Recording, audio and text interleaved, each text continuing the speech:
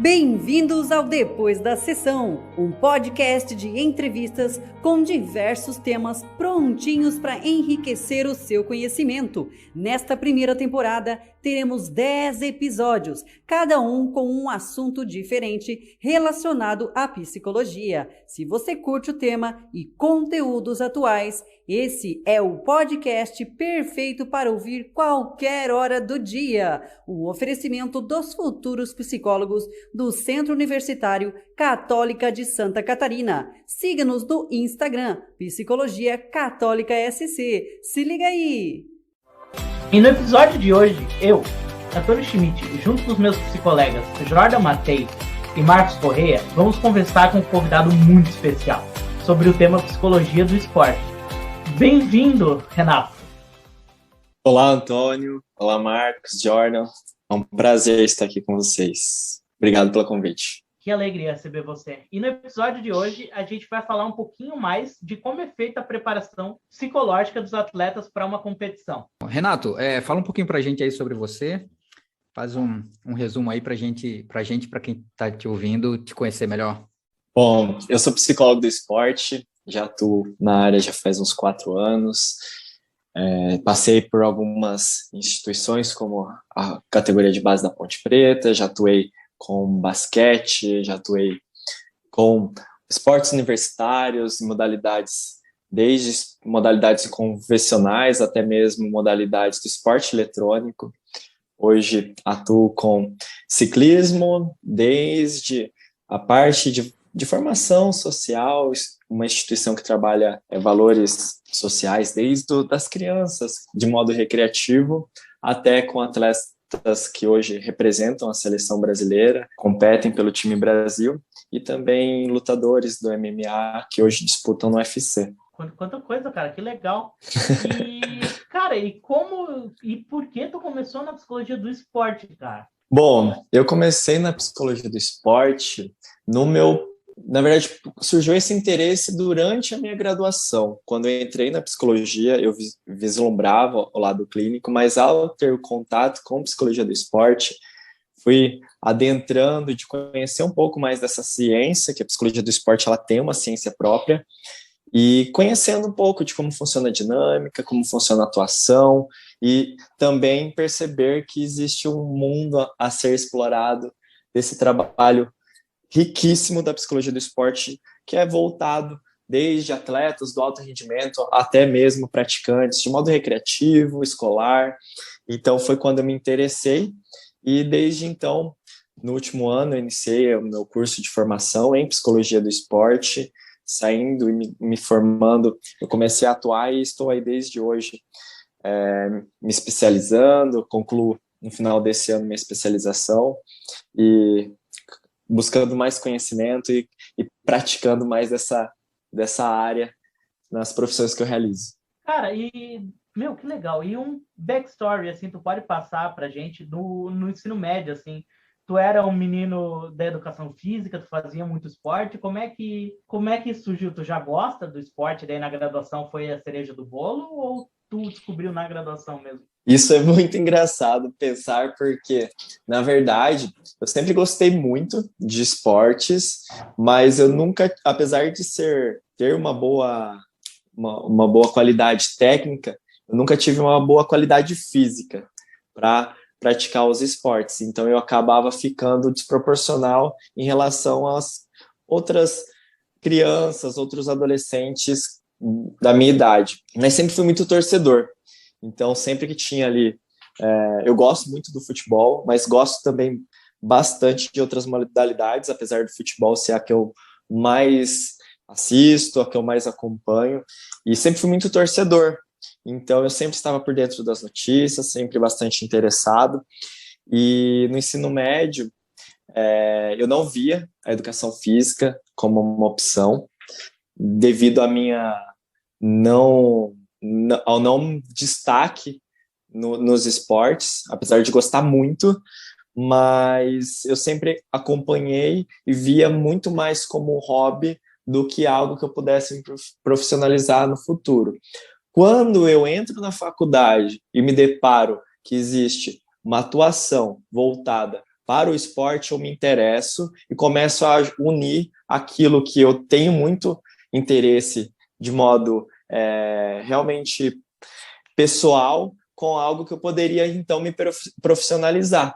E a partir disso, então, eu começo a juntar os dois e ver os dois como possibilidade de atuação no futuro. E hoje, sendo bem sincero, eu não me vejo atuando fora desse contexto. Hoje, apesar de atuar na clínica, eu tenho meu consultório clínico, mas todo meu estudo, toda a minha formação, a maioria dos meus trabalhos são todos direcionados ao esporte. Cara, e o que é a psicologia do esporte? A psicologia do esporte, ela é uma área da psicologia que ela tem como diferencial, como o próprio nome diz, o esporte. Então, além dela trabalhar diversas, como base, tendo muito da psicologia, ela também possui uma ciência própria. Então, a gente entende que o esporte, por si só, ele é um fenômeno social, ele é uma representação de tudo que o ser humano tem e é levado num contexto de jogo. O esporte nada mais é que é um jogo que ele possui algumas características que possam denominar o esporte, como, por exemplo, ele tem que ser competitivo para ser denominado esporte e não simplesmente um jogo. Então, existem outros aspectos. E dentro desse fenômeno humano que se constitui esporte, existem muitos aspectos que a gente considera que a psicologia pode contribuir. Então, a gente está falando aí e reforçando a ideia de esporte. Esporte, para muitos desses praticantes, ele é visto como profissional, ele é visto como um trabalho. Então, a gente, muito similar ali com, por exemplo, a psicologia... Nossa, me fugiu o nome agora. Psicologia de gestão, enfim. Organizacional, lembrei o nome. Isso. Muito parecido, a gente também lida com esse profissional, a gente também lida com sonhos, e a gente tem que entender que quem pratica o esporte, muitas das vezes a gente lida com sonhos dessas crianças, adolescentes, dessas pessoas, e muito disso trazem aspectos, como eu disse, humanos, aspectos que são emocionais, aspectos que são sociais, aspectos que até mesmo muito parecido com o físico, tático, que são os cognitivos. Então, podemos perceber que até mesmo dentro da prática do esporte, a gente faz um trabalho também com essa parte de treinamento mental, que nada mais é que habilidades mentais /cognitivas que a gente pode aperfeiçoar através de treinamento para que o atleta tenha um rendimento muito maior dentro do contexto da sua prática. Por exemplo, o quanto ele consegue gerenciar a sua ansiedade, trabalhar o foco e concentração, trabalhar a motivação, para que ele nem se desmotive demais e nem para que ele consiga, por exemplo, criar metas irreais para depois se frustrar e tudo mais, quando não inacessível. Até porque metas também é outro aspecto que trabalhamos muito dentro da psicologia. Nossa, entendi. Só uma coisa, você disse sonhos, né? Esses sonhos seriam as ambições ou os sonhos que as pessoas sonharam à noite, assim? Esses sonhos são as ambições. Eu acho que muitos de nós, se não todos nós, vivemos em função dos nossos sonhos. Quando eu digo sonhos, eu digo como objetivo de vida. Aquilo que você tem de mais ambicioso, de maior interesse como realização. Então, para muitas dessas pessoas, se profissionalizar, poder viver de forma remunerada do esporte e realizar objetivos pessoais como bater recordes, chegar em determinadas posições dentro da sua modalidade, não existe nada que agrade, nada que interesse mais do que essa pessoa.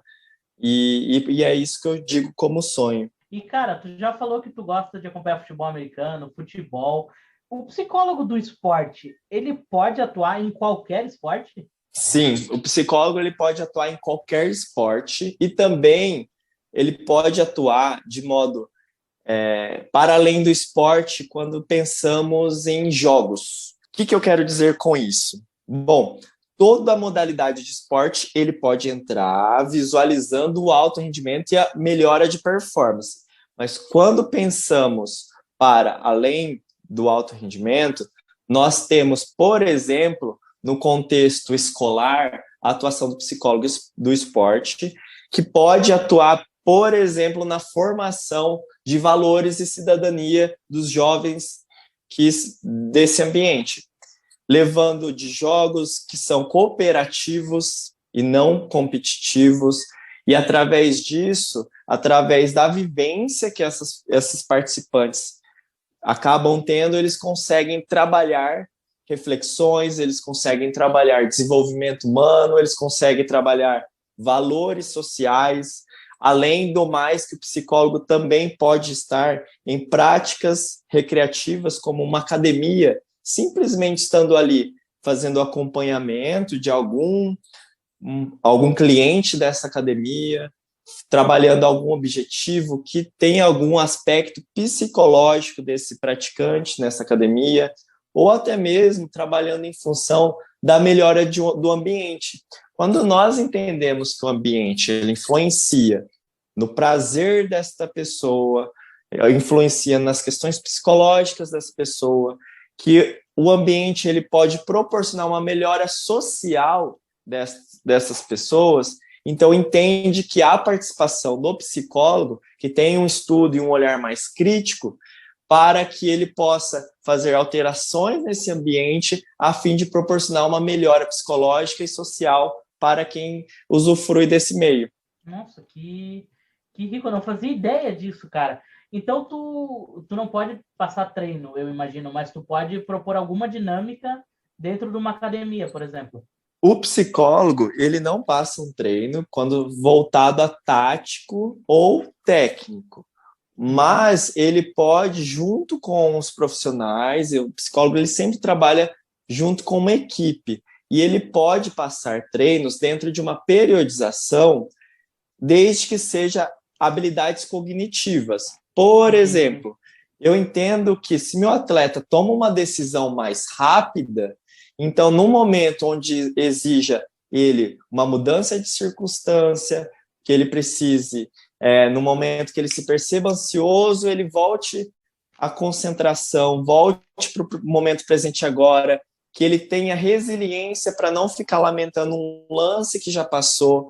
Então, muito desses aspectos emocionais que acontecem no fenômeno durante a partida, durante o jogo, eu consigo fazer com que ele se torne mais resistente e, através disso, eu entendo que algumas atitudes, algumas ações que eu faço, eu consigo levar para esse contexto e fortalecer essas questões emocionais, mas também o desenvolvimento cognitivo, essas habilidades mentais, como, por exemplo, concentração.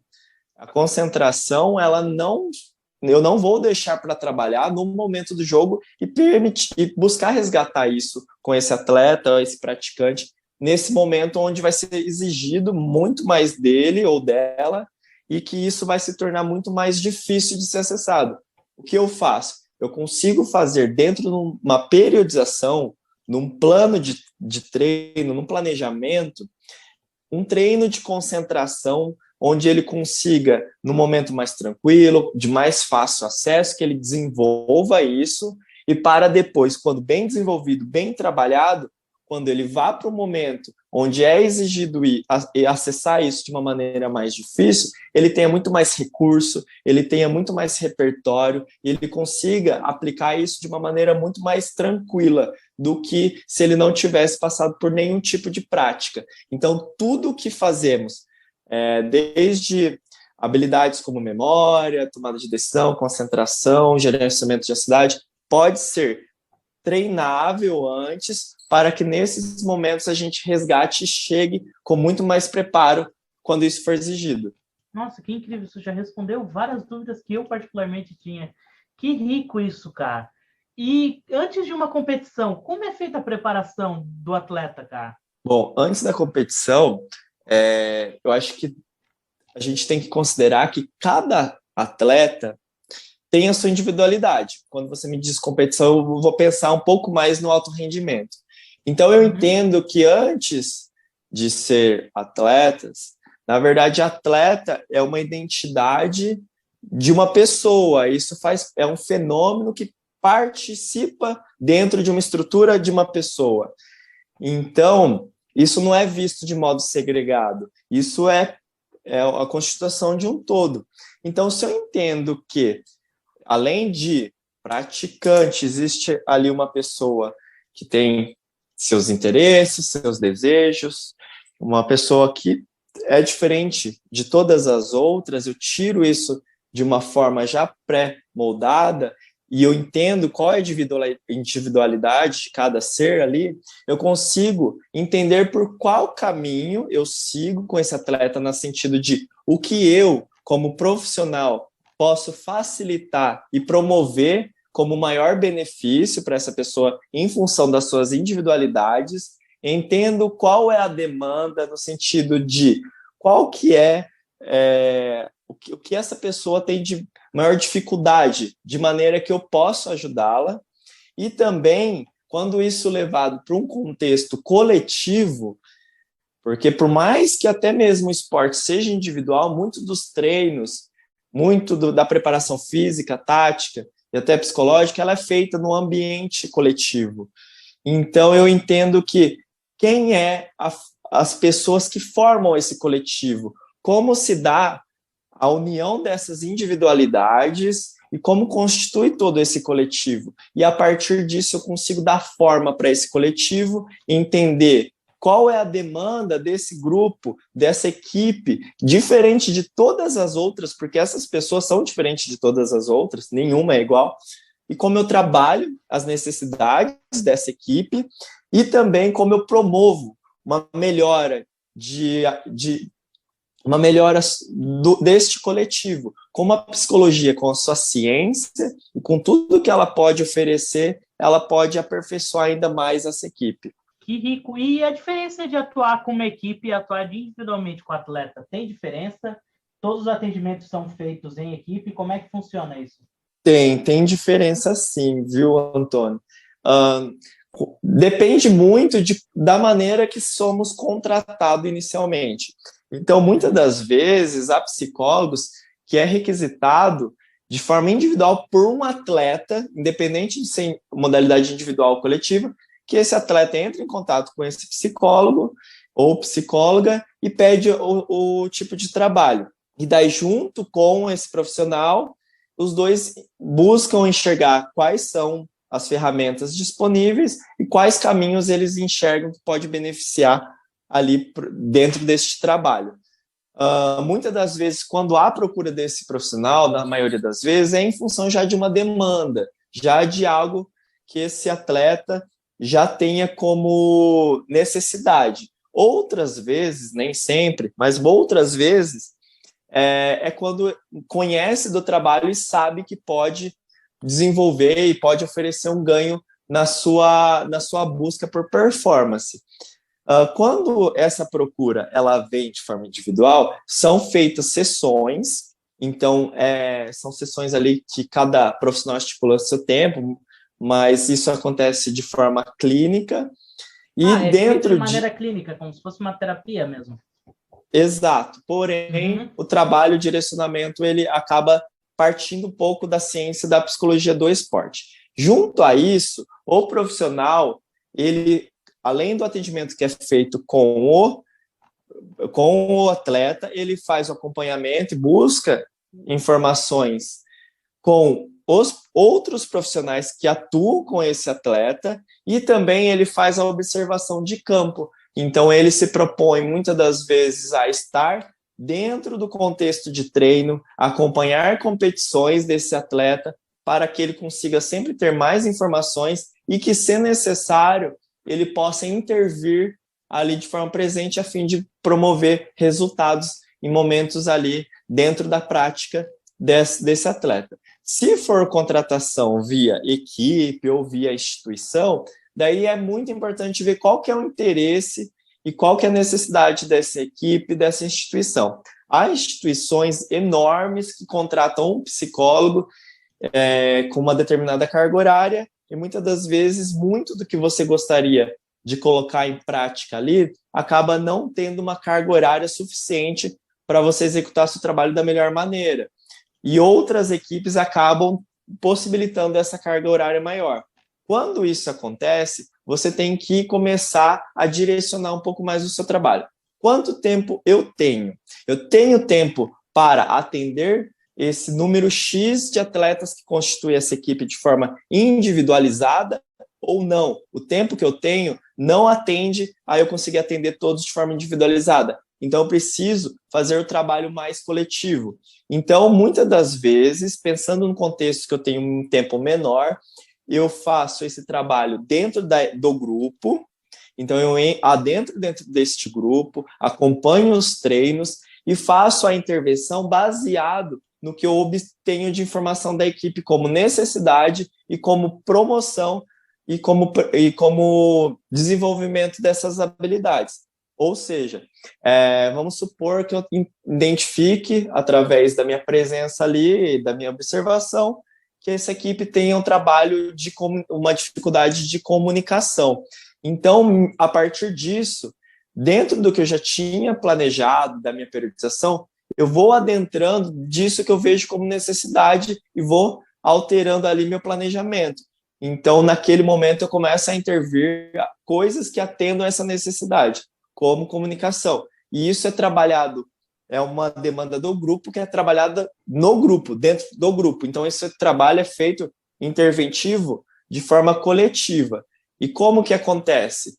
Acompanhando os treinos, e se o treinador ali for maleável, e se ele não for incomodá-lo, permitir que essa intervenção aconteça durante a prática, mas também é conversado de ter com a equipe, e quando eu digo a equipe, eu digo com todos presentes, um momento onde seja ali de 1 hora, 1 hora e meia, ali, que você consiga trabalhar todas as questões que você queiram levar da ciência da psicologia e trazer essa reflexão dentro do grupo, com a ideia de que, na verdade, estamos facilitando esse processo. Então, deixar muitas das vezes, até mesmo que o grupo ele consiga desenvolver uma autossuficiência e promover aí, gerir, muitas das vezes, essa necessidade que o grupo apresenta. Nossa, Uma pergunta que eu tenho aqui eu não sei se você já viu o filme Coach Carter, Um Treino para a Vida. Já assisti. Então, muito bom, aliás. É muito bom. E tem uma cena, se eu não me engano, eu acho que é nesse filme, que o técnico pede para eles se comunicarem e eles não se comunicam.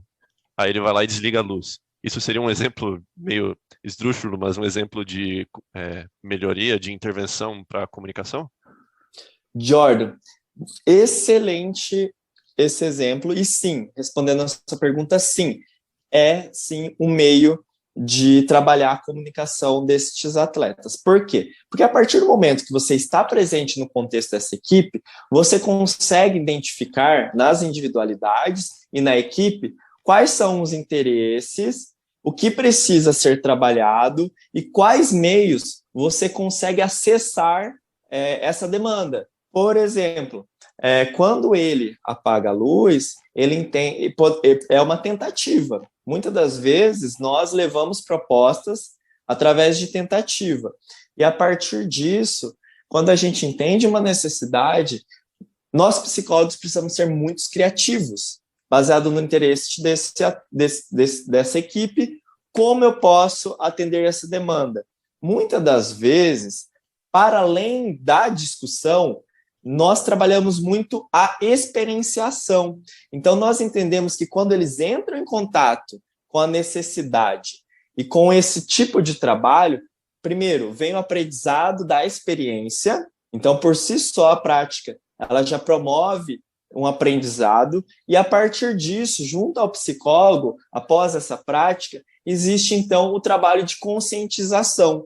Então, eu levo para a equipe o trabalho que foi feito, por exemplo, apagaram as luzes, e promovo dentro a discussão. Pessoal, por que vocês acham que apagamos as luzes? Quais foram as dificuldades? Como que a gente pode melhorar isso? Vamos agora tirar um pouco dessa experiência e levar isso para o contexto que vocês vivenciam, no caso deles, o basquete. Como que isso pode beneficiar dentro da prática do basquete? E, a partir disso, dentro dessas vivências, dessas práticas, eles entendem uma maior importância disso que foi exigido nessa prática, eles conseguem discutir isso e gerir dentro de uma equipe de uma forma coletiva, e isso pode ser até mesmo trabalhado de maiores vezes, a ponto de que, quanto mais eu trabalho minha comunicação, muito melhor ela tende a ser no futuro, quando isso é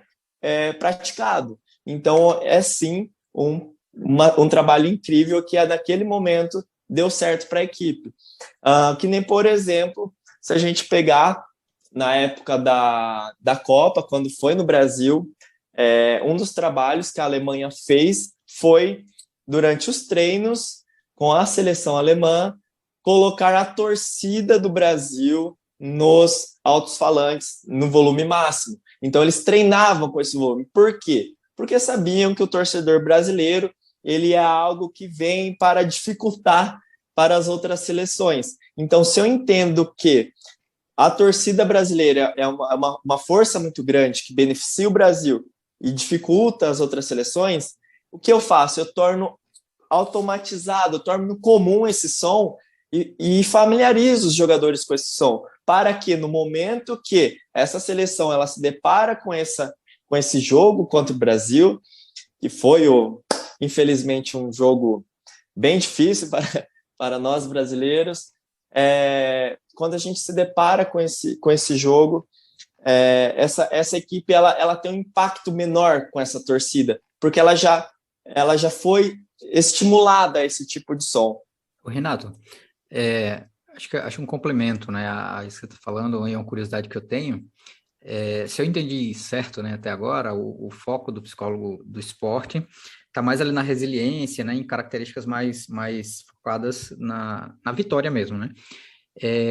O psicólogo atua também, né, por exemplo, sei lá, o psicólogo percebe uma relação difícil com os pais, ou com o pai, ou com a mãe, ou alguma questão de infância que volta, ele vai mesclar ali uma questão, uma abordagem mais clínica, ou não? Ele vai focar mais ali na resiliência, no foco, concentração? Tá. O trabalho do psicólogo, ele atua com todos que estão envolvidos com o atleta na sua prática esportiva. Então, os familiares, principalmente nas idades mais jovens, eles são muito necessários à intervenção do psicólogo, da psicóloga. Por quê? Porque muitas das vezes são os responsáveis que tomam as decisões por esse jovem. Por exemplo, quem é que leva para os treinos, quem é que paga as competições, uniforme, quem é que conversa, de que maneira essa relação se dá com esse praticante. Nós sabemos que temos responsáveis que praticam de atitudes saudáveis com esses jovens, e existem responsáveis que praticam atitudes que não são saudáveis. Muitas das vezes até mesmo negligenciando, dificultando a prática desse jovem. Então, quando o psicólogo entende que atuar com os responsáveis pode beneficiar, pode trazer benefícios para esse jovem, então ele adentra deste meio. Então, primeiro, entender a necessidade, qual que é a necessidade que esses responsáveis apresentam. Então, como eu vou, de maneira muito sensível e maleável, abordar essa necessidade. E também, claro, que o trabalho ele pode ser a fim de promoção. Então, eu posso também desenvolver um trabalho com os responsáveis a fim de promover, melhorar ainda mais e potencializar a prática desses jovens. Entendi, bacana. Então, é uma prática mais global mesmo, né? Isso. Muitas das vezes, na nossa observação, nós observamos bastante, porque o nosso trabalho é sempre voltado para para este atleta, para quem nós fomos contratados. Mas muitas das vezes nossa observação também se dá nas arquibancadas, também se dá ali com os treinadores. Enquanto nós observarmos que podemos melhorar, facilitar dentro desse contexto esportivo, e para além do contexto esportivo também, mas até mesmo dentro das casas, dentro das escolas, de maneira que isso interfira na prática esportiva desta pessoa, nós sempre estaremos buscando ali, claro que no alcance dos nossos braços, contribuir e facilitar neste processo. É uma abordagem mais proativa, né? Geralmente, o que a gente ouve falar da clínica, alguém vai até a clínica e diz, né? Eu estou com um problema X, preciso da ajuda do psicólogo. No caso, pelo que você falou, o psicólogo do esporte, ele está observando e ele é quem vai ver a demanda, né? E propor ali intervenções de forma mais ativa, né? Sim, sim. Dependendo do local que você estiver fazendo a atuação, ela inclusive, as abordagens, os atendimentos, eles não acontecem dentro de uma sala, mas muitas das vezes ali dentro mesmo, na beira do campo, muitas das vezes acontece numa quadra. Então, o nosso trabalho, na verdade, nós não tiramos do contexto esportivo e levamos para o contexto clínico. Pelo contrário, nós, com o nosso conhecimento de psicologia, nós adentramos desse meio esportivo e nós facilitamos e contribuímos. Então, isso pode acontecer a qualquer momento que a gente estivermos atuando ali com a equipe. E dependendo da equipe que a gente tiver, se a gente tiver dentro de uma instituição, nosso trabalho ele sempre é construído junto com essa comissão na qual nós fazemos parte. Então, estamos falando de treinadores, nós estamos falando quando a instituição possui desses profissionais fisioterapeutas, falamos de nutricionistas, falamos de auxiliar técnicos, e também, para além disso, é muito legal quando conseguimos ampliar o nosso trabalho até em conjunto com roupeiros, conseguimos abordar se for um lugar de alojamento, com os monitores, com os porteiros, porque são pessoas que estão dentro desse contexto e sempre trazem riquezas e informações para contribuir para o nosso trabalho. Nós trabalhamos muito com informações e a base dessa informação facilita muito para que a gente possa acessar o atleta, esses praticantes, da melhor forma possível. Isso no contexto do alto rendimento. Cara, e me tira uma outra dúvida. Como a gente lida com as derrotas, cara? É mais difícil lidar com os fracassos ou o sucesso no mundo esportivo? Eu imagino que o fracasso, né? Mas se tu puder elaborar mais... Olha, Antônio, realmente, o fracasso é uma das coisas que a gente se depara bastante no esporte, mas eu acho que, para além desse fracasso, a gente tem que entender de como o que se dá essa palavra fracasso. Eu acho que quando a gente atribui isso a resultado, isso é algo bastante perigoso, porque são vários competidores, na qual, independente de que todos sejam muito bons, apenas nesse meio competitivo, apenas um será o vencedor. Isso não quer dizer que os demais foram ruins na sua prática. Pode ser que ali todos estejam batendo seus próprios recordes pessoais. Porém, quando a gente atribui fracasso a desempenho, nós temos uma perspectiva diferente para essa situação. O que a gente entende de fracasso? Eu acho que a partir disso, quando a gente trabalha com o atleta, essa perspectiva, a gente consegue lidar com as situações de uma maneira melhor, de uma maneira mais saudável. Então, quando eu tiro essa visão exclusivamente apenas para o resultado e levo ela para o desempenho, a sensação e o sentimento de deparar com o não ficando em primeiro lugar é diferente. Então, por exemplo, um atleta que ele visualiza apenas o tempo e ele faz ali, por exemplo, um corredor, ele faz ali o tempo de 10 segundos e meio, 10 segundos. Se a gente se depara com o resultado, ele pode fazer ali 9 segundos, que se ele ficar em terceiro, ele não vai ficar satisfeito. Mas se eu me deparo com um desempenho, então ele corre o maior tempo desse atleta foi 10, mas ele conseguiu fazer ali 9,9. Ele bateu uma recorde. Isso não é olhado com uma perspectiva de fracasso, mas quando olhado para o desempenho como uma conquista, como um sucesso. Então, o sentimento ele aparece de uma forma diferente. Então, a gente consegue aí, desde a nossa preparação, que o trabalho ele não acontece somente no momento competitivo. Ele já é formado desde anteriormente. Então, se eu percebo que nas conversas que eu tenho com esse atleta, o sucesso, o ficar em primeiro lugar é uma questão que é trazida como uma demanda, eu preciso já trabalhá-lo para evitar esse tipo de frustração, para ressignificar essa ideia, assim como eu vou atendendo as outras demandas.